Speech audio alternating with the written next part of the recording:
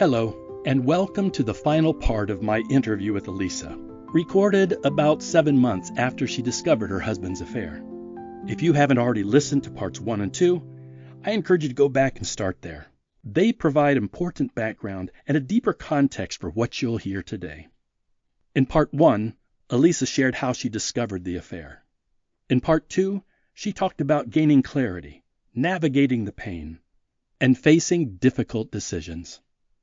Today, in part 3, Elisa reflects on 2 specific challenges: helping her 2 sons adjust to the unexpected changes in their family, and figuring out how to respond to the other woman, who is now in a relationship with her husband. If you found these conversations helpful, I'd really appreciate it if you'd leave a review or share the podcast with others. Those small gestures make a big difference. Thank you. Now, let's continue with part 3 of Elisa's story. Welcome to The Recovery Room, a podcast presented by affairhealing.com. In this healing place, in this healing place. How else would you describe your personal healing? What's been important for you? What do you know is going to be important in your next steps? One is keeping myself healthy, making sure that I'm taking care of myself, that I'm eating, I'm exercising, I'm doing things for my own personal enjoyment, I'm spending time with people I like to spend time with, and I'm not with those I don't, and taking care of my kids, because the boys are very deeply and profoundly upset and affected by this. They are my number one priority because they're struggling really, really bad. And that's really the hardest part right now, is seeing a path of recovery for them where I have you and and I have a lot of resources and a lot of friends, and as an adult, I can recognize that I need to talk to people, and I need therapy, and I need to seek out in a healthy way an emotional and mental and physical recovery from this trauma. But my kids are 8 and 11. They don't understand why therapy is important to their recovery, and they don't understand why talking to people, to anybody, to me, to their friends' parents who are trusted and safe parents to talk to their good friends, to their grandparents. They don't understand what they need in order to heal from this. And their dad isn't really helping.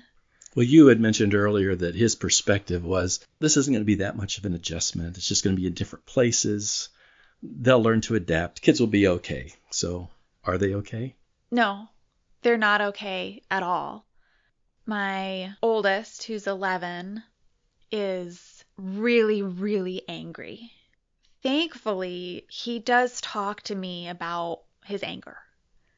And he shares with me about what's making him so angry and why he's angry and how he feels about the situation. But he doesn't do things that he doesn't want to do. He's always been like this. He's not a kid that ever falls to peer pressure. He marches to the beat of his own drum. He likes what he likes. He does what he does. He's very confident in himself and his personality and who he is. And it's one of the best things about him. And he hates this situation so much. I think what makes him the most angry is that he's powerless to change it.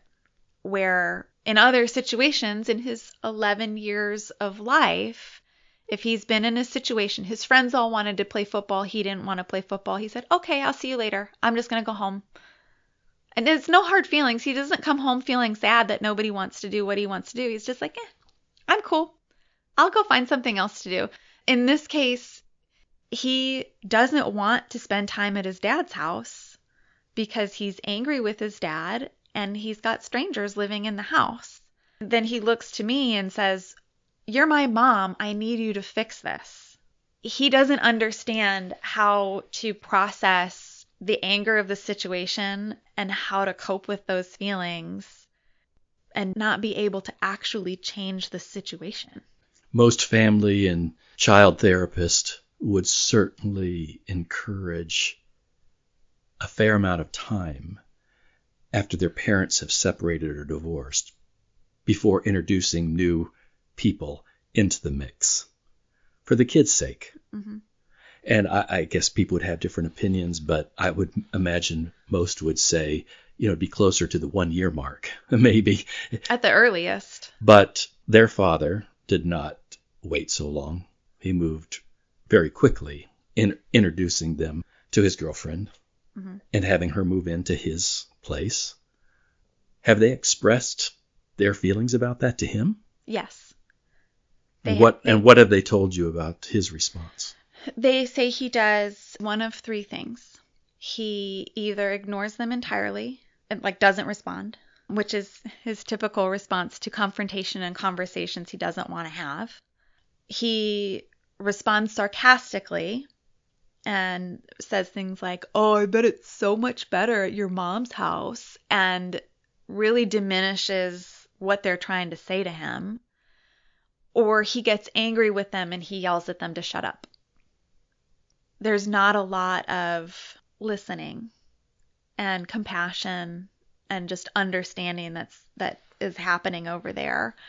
And the boys have asked him multiple times, why is she moving in so soon? We are not ready for this. We don't want this to happen. We don't want to live with her. We don't want to live with her kids.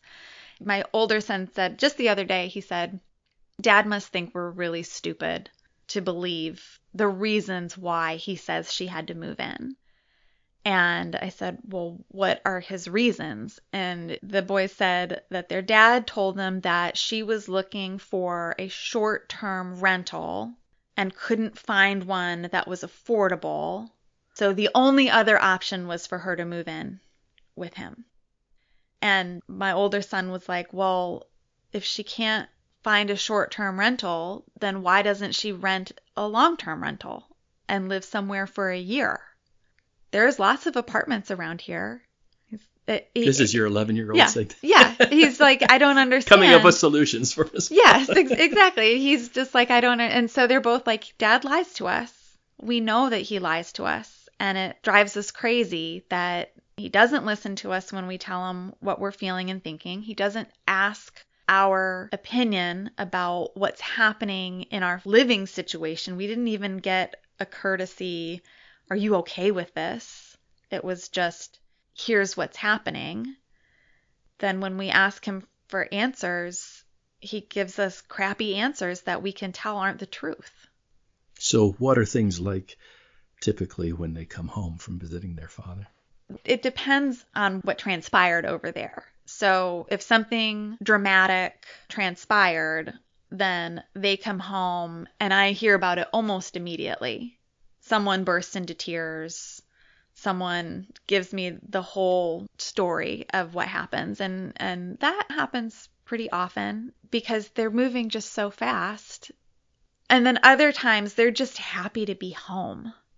Almost like they can exhale. They're in a space where they have their own space. It feels like home. There's no strangers living there. They both have expressed to me, particularly my youngest son, who's 8, has said to me several times, I'm very worried that I'm going to come home here one day and you'll have a boyfriend and he's going to be living here. I'm like, oh, honey, that's not going to happen. And I'm thinking so many things like, well, I don't want to make their dad look bad, but I'm like, whatever happens with me in future relationships, it's not going to transpire this way. So I just try to reassure him that for the foreseeable long-term future, this home is a home for the three of us. There will be no other people moving in and living here. And if there ever is a time in the future that's a long, long time away, it's not going to come as a surprise to anybody.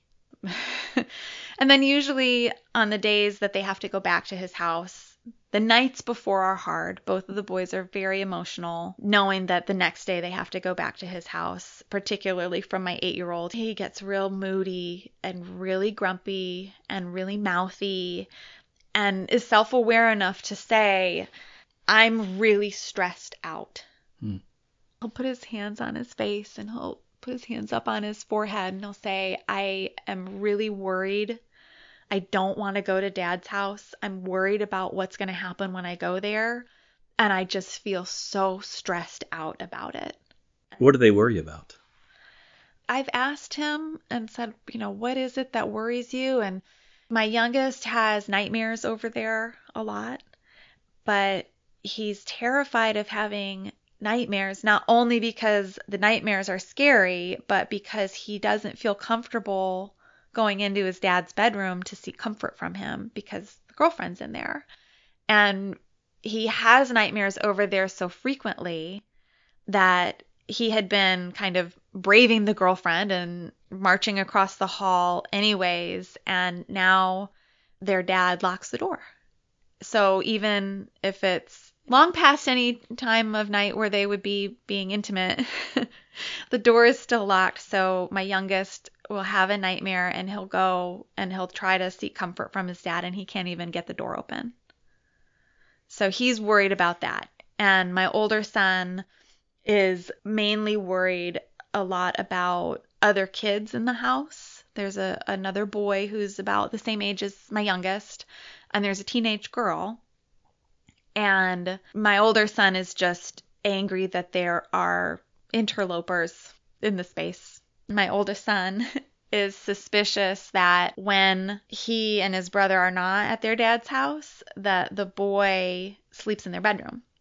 On the days that my kids are there, this other boy sleeps on the couch in the playroom, but he's there 100% of the time, and my kids are only there 50% of the time. And so my son said he asked his dad, hey, does so-and-so sleep in my room or in my bed when I'm not here? And he said his dad went, no. My son said to me, he goes, I think he's lying to me. I think he's sleeping in my bed when I'm not there. And so he's just mad. My younger son is depressed, is really the best word to describe it. He's just sad. And he'll go from being happy and okay and playing along, and then suddenly it's like you can see the shadow come over his face and that he just has a moment of grief and sadness. And it'll hit him just like it hits me. I'll be walking down the street or driving somewhere, and I'll see a car that kind of resembles his car, and it'll just go whoosh. And then I have to kind of pull over and collect myself. And I see it happening to my 8-year-old all the time. What's the experience of handing your children off to their father? Well, I hate it. I hate it. It would be different if they were happy at his house. And if he had made different decisions about not moving in immediately with his girlfriend and her kids, and had really put the interests of our kids first in taking care of what they needed in the most traumatic and sad time of their lives thus far, he failed at taking care of them. Had he not failed at that and kept his house for them, for the 3 of them, given them the attention that they need, supportive of them sharing their feelings and expressing their anger, and had been truthful with them about why he made the decisions he made to end our relationship, it would be a much different situation for them. They wouldn't be saying to me, what would you do, Mom, if I stole Dad's phone and called you and begged you to come pick me up tomorrow night? Would you come get me? To give it context, this tension that they have between their father and themselves, is that something that existed before all of this? I mean, did they have a tense relationship with their dad or a distant relationship with him? No, they did not. They had a very good relationship with him. It's one of the hardest things to watch. Someone go from a loving and caring dad to someone who is just trying so hard to pretend that there isn't a problem with his kids. By sheer willpower, he's like, if I don't acknowledge that they're having a hard time, then it's just going to go away. The kids aren't getting that from me. I keep saying to them, you can talk to me. I'm here for you. I will listen to you. Whatever I have within my power to help you get through this, I will do it. I will move mountains to help you.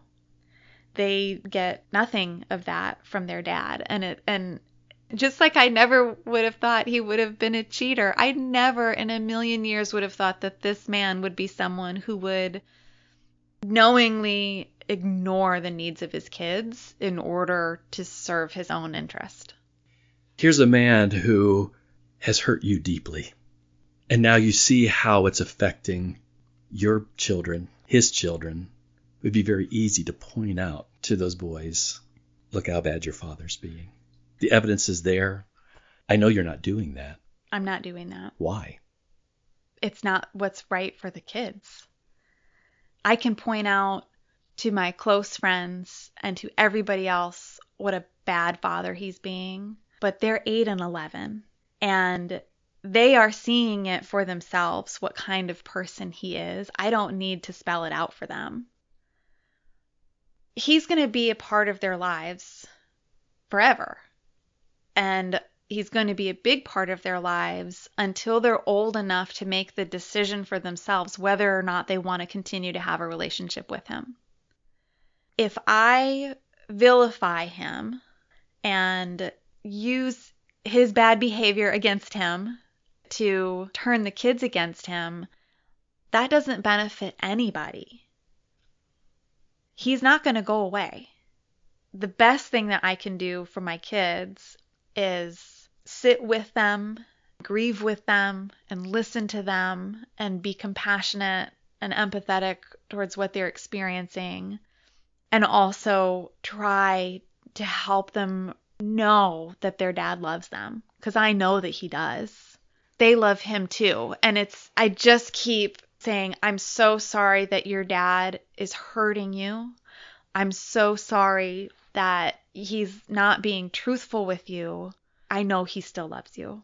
I know your dad loves you very much. And I don't know why he's making the decisions that he's making. But the one thing I do know is that he loves you. See, that's what I've witnessed in you. It hasn't just been a refrain from criticizing him. You've been actively encouraging them to have the best relationship with their father that they can have. I am trying. He's not helping. Well, you can't do his job for him. You can only do your job as a mother and a co-parent to encourage what you know is in their best interest, to have a healthy, growing relationship with their father. So as much as you can do to encourage their part in that, I think you're doing a great job at that. But you can't make their father's choices for him. No, and that's the frustrating part, because it seems like at every turn he's making the choice that makes it harder for the kids. And I know there's a future still, and maybe we'll do another podcast down the road, because there's all these anxieties and fears about what does a life ahead look like with this other woman in the picture. Because up to this point, you've avoided interaction. You've avoided social gatherings when she's a part of it, wondering, is that going to happen, when it's going to happen? Somehow this stranger has uprooted my entire life and replaced me. I think, I don't know you. What did I do to you to deserve this kind of treatment from you? I didn't do anything to harm you. Why are you destroying my world?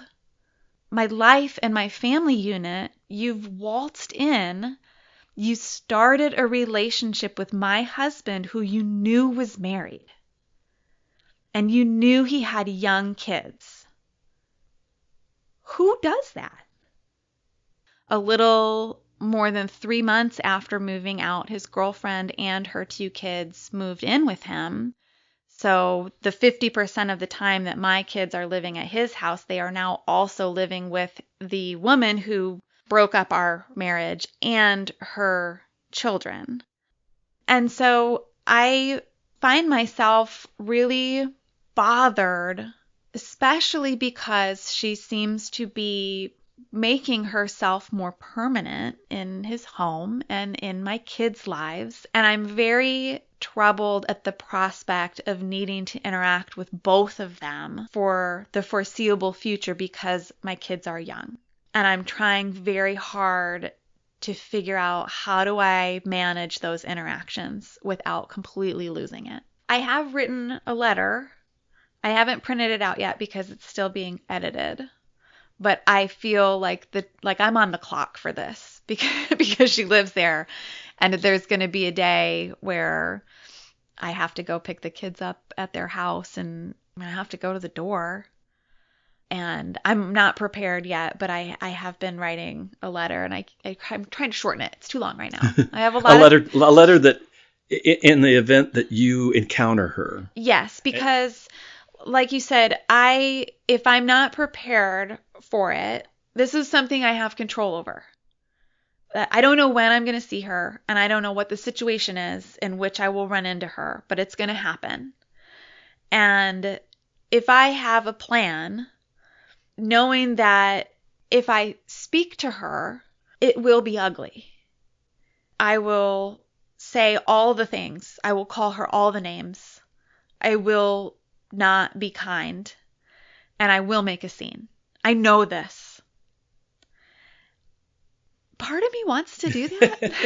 Well, it would kind of depend on the context. If your kids are standing there, it might not be. It might not be. It might not be. But I kind of want to do it. But I also know if the kids are there, or if it's a situation where I'm gonna really regret it, I have drafted a letter that is, what do I want to say to this person who played such a major role in dismantling my life, who I've never met before? What do I want her to know about the truth of my relationship with my husband, and how likely my reality was very, very different from whatever stories he was telling her? That's what I need to focus my editing on. Well, I love the fact that you're being intentional about this. Yeah. When we leave it up to, well, I don't know what I'll say, we'll find out when it happens. Stuff comes out that later we wish we'd said it differently or not said some things. I've rehearsed in my head the screaming part so many times. I'm pretty sure I could get that one nailed on the first take, but it might not be the right thing to do. Well, when someone has thought through what they would want to say, you always have that option. I think I encourage you to write it and even have it with you when there's potential. Right. Just carry it with you somewhere. You never have to use it. You never have to give it to her. You may end up saying all the things that you've been playing in your head, but you have an option. Yes. And the more you've thought about it, the more intentional you can be, even in the words you might choose to use. But at least there's an option that you've thought about. Well, what's been interesting about the editing process of this particular letter is, at first, it was very long and had all the things in it. And as I edit it, because the assumption would be if I ever gave this to her, she would read it and then hand it directly to my husband. This was some advice a friend of mine gave me when there was a particularly dark moment in this, and he had just sent me an email that really, really affected me and upset me. And my friend was over, and she was like, "Don't respond." She said, "He doesn't get to know what is going on inside your head anymore. He does not have the privilege to know what you're thinking. It's a mystery to him now. He lost that right to get to know your thoughts and your feelings about what he's just said or what he's done." And I think about that through the lens of this letter to the other woman too. I don't want to reveal to her all of my thoughts and feelings about this, because a lot of that really is just for me. what do I really want her to know? What is important for her to know about her part in this destruction? She doesn't have the right or the privilege of knowing my thoughts. I have a long, long way to go. And I still think that it's only been like 6-7 months since the entire world changed for me. And I have so many days still where I have no focus and I just need a punching bag. It feels like there's just raw, like visceral screaming in my head and I can't get it to stop. I'm not through this yet. I've come a long way. But you're farther along than someone who's just there at that beginning. Yeah. And so I think that's a valuable, lesson learned. Listen, I'm months past it. But I have days when all I want to do is scream. I have days when I feel lost. I feel days when I'm confused. And there's still a lot of recovery I need to experience. I think the thing that really helped me in getting through those first awful, awful weeks, and particularly those moments where he was still in the house and I still had to interact with him and we were having lots of fights, and it felt like every 3 or 4 days there was a new grenade of discovery. Every couple of days there was some kind of big revelation that when I didn't think that it could get any worse, it got worse. I think you said this to me, and I had a few other friends say this to me, that I need to give myself some grace to not do this perfect. Just feeling like I had some margin to not respond perfectly in every scenario was the best thing for me to remember. I've been put in a situation I didn't ask for. I never expected to be in. I never wanted to be in. I have no preparation for it. I certainly didn't envision myself here and then plan for it. So recognizing that I'm going to screw up, I'm going to poke the bear and get in a big fight, or I'm going to say too much to too many people and feel somewhat guilty for not reining it in, but then also, you know what? It is what it is. I may expose my pain to the kids too often at first, but recognizing that I don't have to do this perfectly. I can allow myself to fail and allow myself to just be okay with whatever I'm doing is okay. Yeah, and that's my observation of you, is that in all the messiness of this stuff, and you're right, nobody walks through this stuff and stays clean and gets it perfect, just on this trajectory of I've got it all figured out. But you keep moving forward. Yeah. You keep taking steps in the right direction. Do you believe there's hope for something better for you? Absolutely. I absolutely do. I have things that I'm looking forward to doing on my own. I am enjoying making decisions for myself, small ones and big ones. I bought new furniture for my office and I painted the walls, and I didn't have to ask anybody what they thought and if it was within the budget. I love my office space. and so from small things like that to big things like I'm hopefully soon will be able to travel again. Hopefully next summer. I'm hopeful that I can take my kids on a vacation. And every vacation that we've ever taken has been picked and planned by their dad. And no one's really had a lot of input. It's always been, well, he wants to go here and do this, so that's what we're doing. And we've all had fun, and it's not like we had bad vacations, but it wasn't ever a democracy of planning it. And so I have created, I've picked 3 locations that cost about the same amount, and I made posters of pictures of these locations and with a list of different activities that we can do at each one. They're all very different. One is the beach, one is the city, and one is the mountains. And so when I feel comfortable that we can travel, and this, I wouldn't be setting up my kids with like a big disappointment, I'm going to print out these posters and I'm going to share with them option 1, option 2, option 3. You guys decide which one you want to do this summer. And then I'll plan the trip based on, because I'm great with they all seem like ideal vacations to me, but I want to do something that the kids want to do too, and let them have a choice in it and what our activities are. So I'm really excited. This is not something that he ever would have done, not in a million years, because to him, why would we spend our money or listen to what the kids want to do when I don't get to do what I want to do? I really want to see the delight in my kids' eyes on being able to plan a really fun vacation in a really cool place that we've never been to before. So I'm really excited. I'm sure that someday down the road, I'll be in another relationship, but I'm not thinking about that at all. I'm thinking more on what can I do to be a great mom? What are the decisions that I can make on my own that I never had the power to do before that make me feel good and are things for me and that I want to do?